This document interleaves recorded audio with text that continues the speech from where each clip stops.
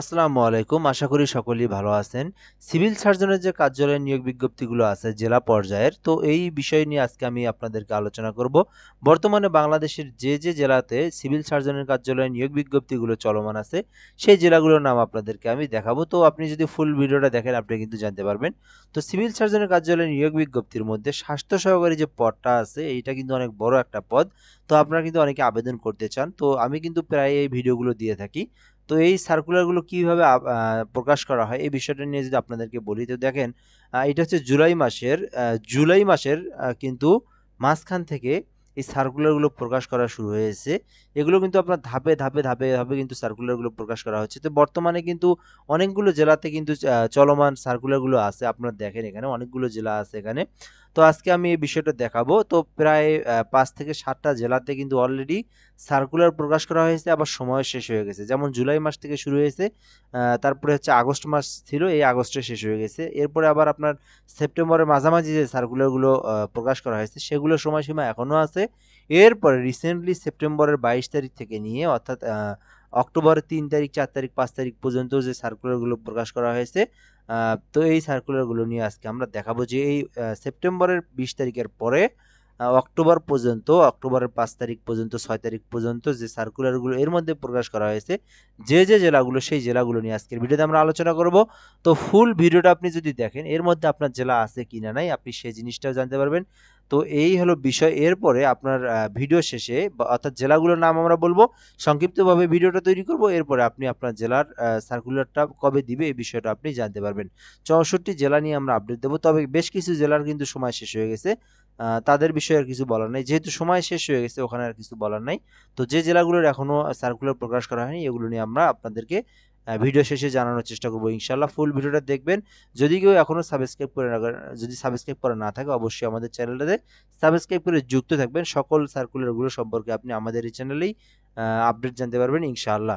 তো এইটা হচ্ছে লক্ষ্মীপুর জেলা, অর্থাৎ লক্ষ্মীপুর জেলার যে সিভিল সার্জনের কার্যালয়। সো যারা হচ্ছে লক্ষ্মীপুর জেলা থেকে আমার ভিডিওটা দেখছেন আপনারা কিন্তু আবেদন করতে পারেন আপনাদের জেলার। তো এই হলো বিষয়। এখান থেকে বেশ কিছু পদের সংখ্যা আছে। তার মধ্যে যদি আমরা বলি, পরিসংখ্যানবিদে ২ জনকে নিয়োগ দেওয়া হবে, স্টোর কিপারে ৫ জনকে নিয়োগ দেওয়া হবে, অফিস সহকারী কাম কম্পিউটার মুদ্রাক্ষরিকে ৩ জনকে নিয়োগ দেওয়া হবে। তো স্বাস্থ্য সহকারীতে ১১৬ জনকে নিয়োগ দেওয়া হবে। এছাড়াও ড্রাইভারে ১ জনকে নিয়োগ দেওয়া হবে। তো সিভিল সার্জনের কার্যালয়ে স্বাস্থ্য সহকারী পদটা কিন্তু সবথেকে বড় সার্কুলার। তো এটা হচ্ছে প্রতিটা জেলার ক্ষেত্রেই সেম। তো এই সার্কুলারের হচ্ছে গ্রেড হয় ১৬তম গ্রেড, এবং এটা এইচএসসি পাশে আপনারা আবেদন করতে পারবেন। একই ক্যাটাগরি, একই সেম, একই এডুকেশনাল কোয়ালিফিকেশন, গ্রেডেও একই, পদের নামগুলোই বাংলাদেশের ৬৪ জেলার যে সিভিল সার্জনের সবকিছু কিন্তু একই হয়ে থাকে। একটা সার্কুলার সম্পর্কে দেখলে আপনি সকল সার্কুলারগুলো সম্পর্কে আপনি জানতে পারবেন। সো এটা হচ্ছে মূলত ১ নম্বর বিষয়। ২ নম্বর যে বিষয়টা সেটা হচ্ছে সিভিল সার্জনের যে কার্যালয়ে নিয়োগ বিজ্ঞপ্তিগুলো আছে যে জেলাগুলোর, তো সেই জেলার প্রার্থীরা আবেদন করতে পারবে। অন্যথায় অন্য কেউ অন্য জেলার প্রার্থীরা আবেদন করতে পারবে না। অর্থাৎ এইটা যদি হচ্ছে লক্ষ্মীপুর জেলার হয়, শুধুমাত্র যারা লক্ষ্মীপুর জেলার স্থায়ী বাসিন্দা যারা তারাই আবেদন করতে পারবে। অন্যথায় কেউ আবেদন করতে পারবে না এই সার্কুলারে। তো যাই হোক, আমরা হচ্ছে লক্ষ্মীপুর জেলা সম্পর্কে দেখলাম। এটার হচ্ছে আবেদনের শুরু এবং শেষ তারিখ দেখব। তারপরে আমরা পরবর্তীতে দ্রুতই ওগুলো শেষ করে দেব। সো এটার হচ্ছে শুরু হচ্ছে ৩০শে সেপ্টেম্বরে শুরু হয়েছে। দেখেন ৩০শে সেপ্টেম্বরে কিন্তু সার্কুলার শুরু হয়েছে। ২০শে অক্টোবর, ২০/১০/২০২৫ শেষ হবে। এর মধ্যে আপনাদেরকে আবেদন করে নেবেন। আজকে হচ্ছে ৬ তারিখ, ৬ অক্টোবর ২০২৫। আর মাত্র আপনাদের ১৪ দিন আছে। এর মধ্যে আপনাদেরকে আবেদনটা করতে হবে। সো কিভাবে আবেদন করবেন এই বিষয়গুলো এখানে দেওয়া আছে। সিএস লক্ষ্মীপুর ডেল্টা.কমিটি এই ওয়েবসাইট থেকে আপনারা আবেদন করতে পারবেন। ওকে, এরপরে আমরা নেক্সট যে জেলাগুলো আছে এগুলো দেখব। তো সিএস হবিগঞ্জ জেলা থেকে যারা ভিডিওটা দেখছেন আপনারা কিন্তু আপনাদের জেলাতে আবেদন করতে পারবেন। সো হবিগঞ্জ জেলা থেকে যারা ভিডিওটা আমার দেখছেন আপনাদের জেলাতে যদি আবেদন করতে চান এখান থেকে আবেদন করতে পারবেন। পরিসংখ্যানবিদে হচ্ছে পরিসংখ্যানবিদে নিয়োগ দেওয়া হবে ও পরিসংখ্যানবিদ নাই, অর্থাৎ পরিসংখ্যানবিদে শূন্য পদ নাই বিধায় কিন্তু এখানে শূন্য পদের নিয়োগটা দেয় নাই। সো গাড়ি চালকে ১ জনকে নিয়োগ দেওয়া হবে, স্বাস্থ্য সহকারীতে ১৩০ জনকে নিয়োগ দেওয়া হবে, অফিস সহকারী কম্পিউটার অপারেটর পদে ৭ জনকে নিয়োগ দেওয়া হবে, স্টোর কিপারে ১ জনকে নিয়োগ দেওয়া হবে, ল্যাব অ্যাটেন্ডেন্টে ১ জন এবং অফিস সহায়কে ৪ জন। তো যারা হবিগঞ্জ থেকে যারা আমার ভিডিও দেখেন বা আপনারা এই ভিডিওটা দেখছেন আপনারা কিন্তু আপনাদের এই জেলার সার্কুলারে আবেদন করতে পারেন। তো দেখেন একটা জেলাতে যদি ১১৬ জনের মতো নেয়, সো সেক্ষেত্রে কিন্তু বিষয়টা একটু বোঝার চেষ্টা করবেন। অবশ্যই আপনাদের জেলা পর্যায়ের এই সার্কুলারগুলোতে আবেদন করবেন। এই ১১৬ জনকেই যদি আপনার অধিদপ্তরে নিয়োগ দেওয়া হতো, বাংলাদেশের সকল জেলার প্রার্থীরা আবেদন করতে পারত। তো এই সার্কুলারে দেখতেন ৫০,০০০, ৬০,০০০, 30,000 আবেদন পড়ে।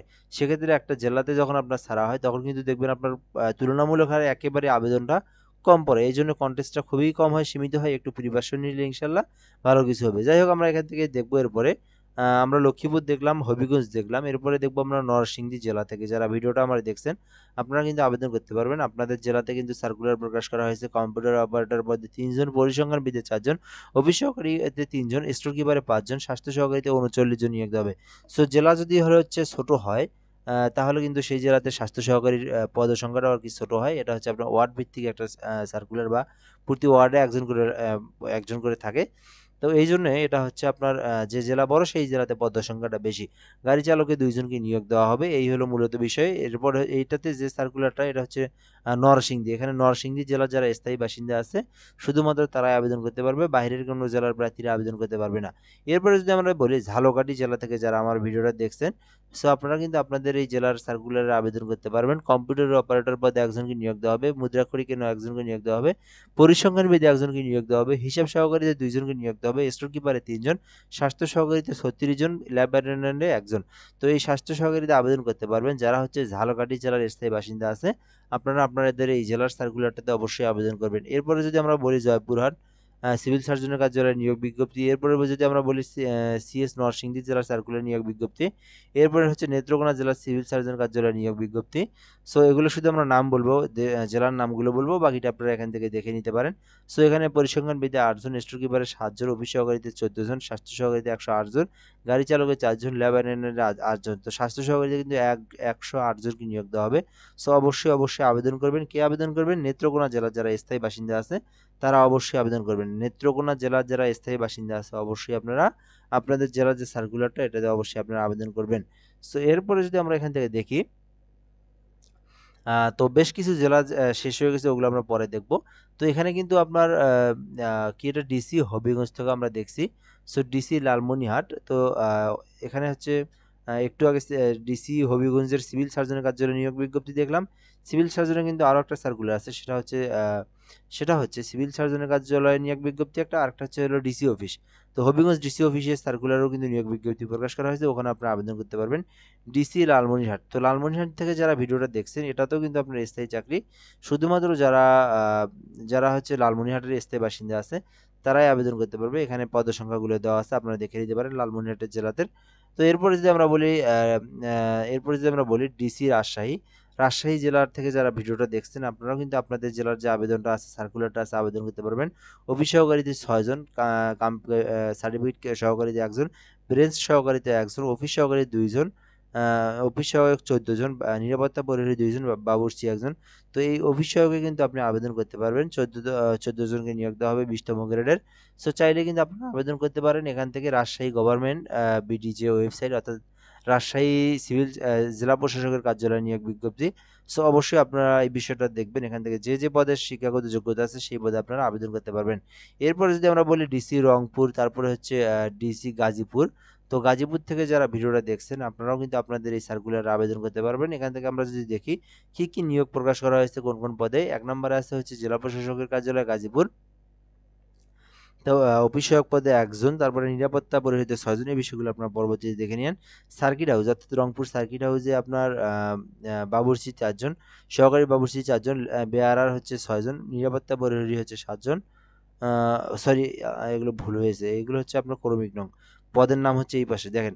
জেলা প্রশাসক কার্যালয়ে তো অনেক লোক নিবে সেক্ষেত্রে। তো আপনার এখানে অফিস সহায়ক পদে ২৬ জনকে নিয়োগ দেওয়া হবে। অবশ্যই আবেদন করবেন যারা গাজীপুর থেকে ভিডিওটা দেখছেন। নিরাপত্তা পরিহরীতে ৮ জনকে নিয়োগ দেওয়া হবে। পরিচ্ছন্নতা কর্মীতে ৯ জনকে নিয়োগ দেওয়া হবে।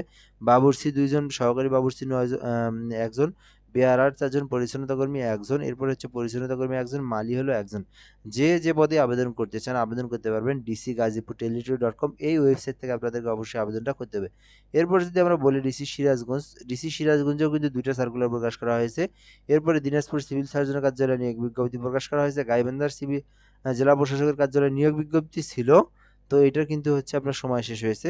সো এরপর যদি আমরা বলি এখান থেকে ময়মনসিংহ জেলাতে, এই ২টা জেলাতেও কিন্তু সার্কুলার প্রকাশ করা হয়েছে। এখনো সময় আছে, দ্রুত আপনারা আবেদনটা করে নিতে পারেন। এরপর যদি আমরা এখান থেকে নিচের দিকে যাই, নিচের দিকে আমরা দেখব এখান থেকে রংপুরের জেলা প্রশাসকের কার্যালয়ে নিয়োগ বিজ্ঞপ্তি আছে। তারপরে এখান থেকে ঠাকুরগাঁও জেলা প্রশাসকের কার্যালয়ে নিয়োগ বিজ্ঞপ্তি আছে। যারা এগুলো যে পদ যে শিক্ষাগত যোগ্যতা সেই জেলার প্রার্থীরা শুধু আবেদন করতে পারবে। সো এখান থেকে আপনারা এগুলো দেখে নিতে পারেন আগে শিক্ষাগত যোগ্যতা সেটা। এখান থেকে সার্টিফিকেট পেশকারী একজন, অফিস সহকারী ৫ জন, এরপর আছে সার্টিফিকেট সহকারীদের ২ জন, বিউটিশিয়ানে ৫ জন, কেটি চেকিং কাম স্যারেদের ২ জন, ট্রেসারে ২ জন, অফিস সহকারী ২৭ জন। তো যারা আবেদন করবেন অবশ্যই আপনারা ঠাকুরগাঁও জেলার স্থায়ী বাসিন্দা যারা আছেন আবেদন করতে পারবেন। তো এগুলোই মূলত সার্কুলার।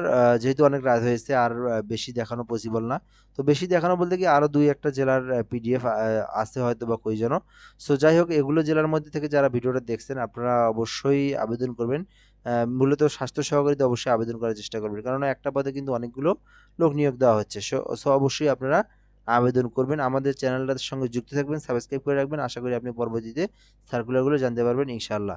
সো আর হচ্ছে যে কথাটা সেটা হচ্ছে আ যারাদের হচ্ছে জেলাতে এখনো এসএমএস আসে নাই বা সরি বা সার্কুলার প্রকাশ করা হয়নি। তো আমি কিন্তু ১ম এই বলছি এগুলো কিন্তু আপনার ধাপে, ধাপে প্রকাশ করা হয়। যেমন জুলাই মাস থেকে শুরু হয়েছে। সো প্রায় ৮-১০ টা সার্কুলারের সময় শেষ হয়ে গেছে। সো এইভাবে কিন্তু ধারাবাহিকভাবে এখন বর্তমানে প্রায় ১৫-২০ টা জেলার সার্কুলার চলমান আছে। দেখবেন যে এইরকম ১৫-২০ টা শেষ হওয়ার পরে এর আগে ৮ টার মতো শেষ হওয়ার পরে দেখবেন আর মাত্র ৩০ টা শেষ হলে আর মাত্র অল্প কয়েকটা থাকে। তো এইগুলোও কিন্তু আপনার দেখবেন অক্টোবরের মধ্যেই দেখবেন আরো বেশি অর্ধেক শেষ হয়ে গেছে। তারপরে নভেম্বরে দেখবেন আপনি যে এই সার্কুলারগুলো কিন্তু সকল ৬৪ জেলাতেই কিন্তু প্রকাশ করা হয়েছে। সো মূলত এজন্য আপনাকে অবশ্যই খেয়াল রাখতে হবে এবং আপনাকে আপডেট জানতে হবে। আমাদের চ্যানেলটা থাকলে আপনি যুক্ত থাকলে আপনি এগুলো সম্পর্কে জানতে পারবেন। ধন্যবাদ, ভালো থাকবেন। আসসালামু আলাইকুম।